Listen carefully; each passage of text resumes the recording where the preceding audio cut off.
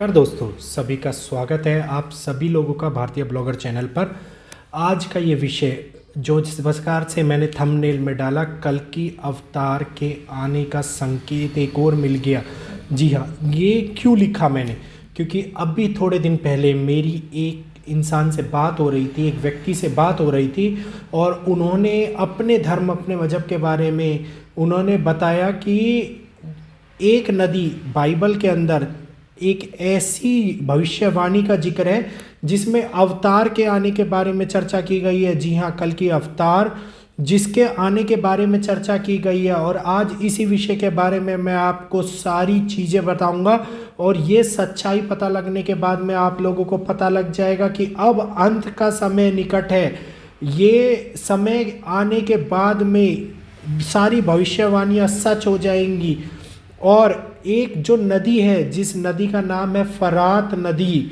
इन्फ्रेट river जिसको कहा जाता है, और इसके बारे में पूरे वर्ल्ड वाइड जगह चर्चा हो रही है। यूएसए के अंदर, ब्रिटेन के अंदर, हर जगह चर्चा हो रही है। बीबीसी न्यूज़ के ऊपर, एनडीटीवी न्यूज़ के ऊपर इसकी चर्चा की जा रही है और इसको हिंदी में फरात नदी कहा जाता है। और इस नदी के सूखने से जो चारों ओर बहुत बड़ी घटनाक्रम, बहुत बड़ी हलचल मची है। क्यों इतना ज़्यादा इसके विषय में लोग चिंतित हो रहे हैं, ये सारी बातें मैं आप लोगों को बताने जा रहा हूँ। फरात नदी है, ये फरात नदी को हर जगह पे बहुत ही ज़्यादा अहमियत दी गई है। ईसाइयों में इसकी बहुत बड़ी अहमियत दी गई है। ये कहा जाता है कि ये एक नदी जो 4 धाराओं में बंटती है, जहाँ पे ये लोग बहुत बड़ा उत्पादन किया करते थे, बहुत सारी चीज़ें किया करते थे।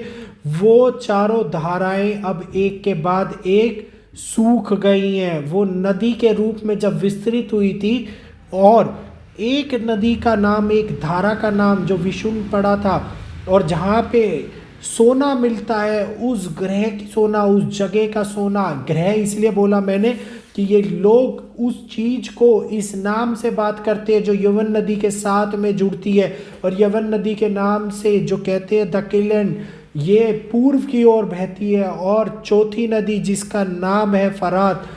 ये नदी, फरात नदी बाइबल में इसका बहुत बड़ा विषय है। बहुत बड़ा अध्ययन करने के बाद में पता लगता है और कहता है कि जहाँ पे यीशु मसीह ने अपने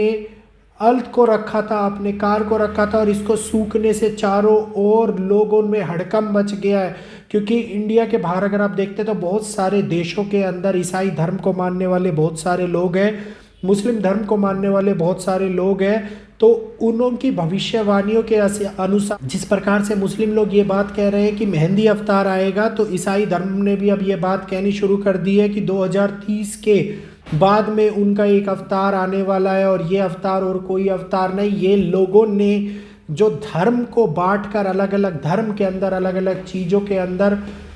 अपने अपने मत मता लिए, तो इस कारण से ये अवतार, जो कल की अवतार था, जो सनातन धर्म को आगे बढ़ाने वाला अवतार था, उनको अलग अलग विषय में अलग अलग बात कह कह के अवतार के रूप में प्रदर्शित कर रहे हैं। और ये बात कही गई है कि बाइबल में कि जो इनका एक कटोरा था उसको उड़ेल दिया जब ईश्वर ने, तो इस नदी का पानी सूख गया। और जब इस नदी का पानी सूख जाएगा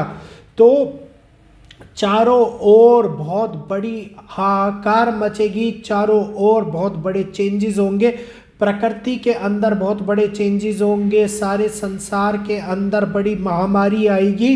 चारों ओर बड़ी हाहाकार मचेगी। और ये चारों ओर हो रही महामारी और हाहाकार को मिटाने के लिए परमेश्वर सामने निकल के आएंगे, अवतार सामने निकल के आएंगे। जब प्रभु सामने निकल के आने वाले होंगे तो पूर्व देश की ओर से आएगा। तो पूर्व के अंदर आप देखिए क्या है, तो इन्होंने कहा है कि सारे राजा इनकी तरफ से युद्ध लड़ेंगे और इनके साथ में मिलके आगे बढ़ेंगे। और फरात नदी के सूखने के बाद में ये सारी घटनाक्रम को अंजाम दिया जाएगा। अब इस भविष्यवाणियों को अगर आप देखेंगे कि सारे राजा युद्ध लड़ेंगे, एक साथ मिलकर युद्ध लड़ेंगे, और यही बात भविष्य मालिका में लिखी गई है कि सभी लोग एक साथ मिलकर युद्ध लड़ेंगे। और बात को अगर हम कल की पुराण से देखते हैं तो कल की पुराण के रिलेटिवली भी ये बात कही गई है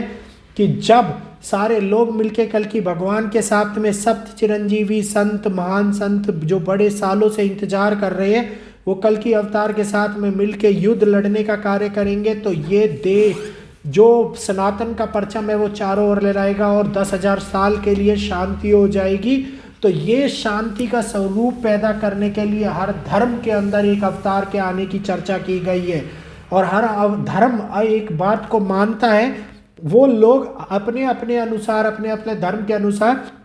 अलग अलग नाम से अवतारों को पुकारते हैं, लेकिन अवतार एक ही है जो अब आने वाला है, जो आने वाले टाइम के अंदर हो सकता है। जिस प्रकार से हर धर्म के अंदर भविष्यवाणियां सच हो रही हैं, तो जो ये 10,000 साल का बीच में मध्यकालीन सतयुग आएगा, इसी में ही शायद कल्कि भगवान ये कार्य करेंगे और कल्कि भगवान आके ये सारी सृष्टि के ऊपर अपना स्वरूप फैलाएंगे और सनातन का परचम लहराएंगे। जिस प्रकार से लगातार युद्ध की स्थिति उत्पन्न होती जा रही है, लगातार एक के बाद एक महामारी आती जा रही है, और अभी चाइना के अंदर आप देखिए बहुत बड़ी महामारी फैल गई है, दोबारा से कोरोना बहुत तेजी से फैला है। और इस बारे में चाइना भी और जापान भी दोनों साइड हो रहा है, और जब ये होगा तो हो सकता है कि पूरे विश्व के अंदर दोबारा से बड़ी महामारी का रूप ले ले। और केवल कोरोना ही नहीं, एक ब्लैक डी नाम का जो वायरस आया है उससे भी हड़कंप मचा हुआ है, उसको भी फैलने की, मतलब उसकी अभी तक मेडिसिन नहीं बनी है, लेकिन फैलने की बात कही जा रही है कि वो बहुत तेज़ी से फैल सकता है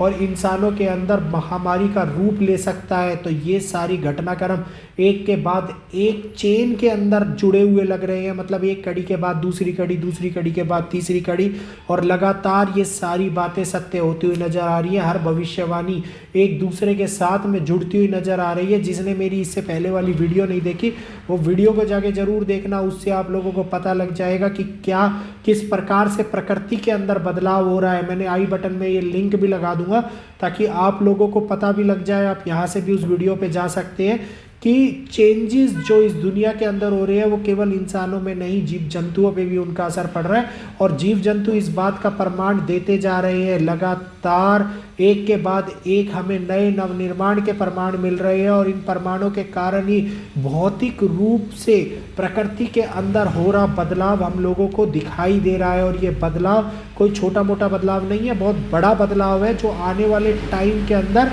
बहुत सारे चेंजेस क्रिएट करने वाला है। प्रकृति अपना संतुलन बनाने का कार्य कर रही है, और प्रकृति अपने आप को जो चेंज कर रही है, जो क्लाइमेट चेंज हो रहा है, जो धरातल के ऊपर चेंज हो रहा है, जलवायु में परिवर्तन हो रहा है, ये सारे परिवर्तन उस हो रहे युग परिवर्तन की ओर के इशारा कर रहे हैं कि जो परिवर्तन हर साल के बाद, मतलब कई हजार सालों के बाद में एक मध्यकालीन युग को लेके आता है, और इसके अंदर सभी मनुष्य को